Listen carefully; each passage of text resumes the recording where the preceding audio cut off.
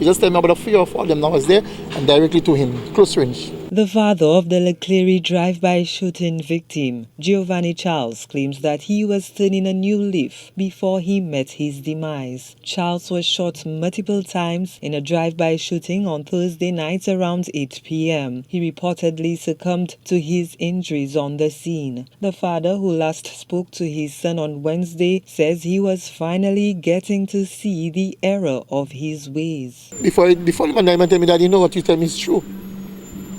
Those fellas that sit down, when they sit down on the fellas, nothing good.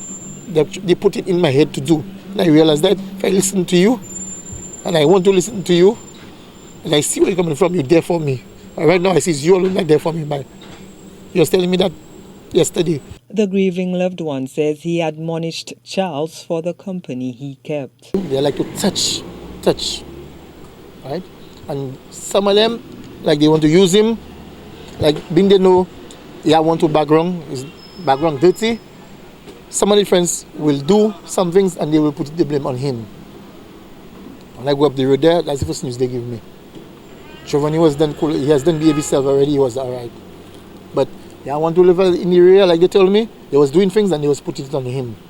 The father says his son treated him well despite the misunderstandings. Me and him, it's not like I didn't like the others, huh?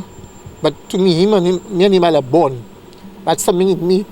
That's something in me have, and he have something of mine. And it was going perfect. He might not listen to in a way, but when he come to me, anything I say, it's okay. Giovanni Charles lives behind a young daughter.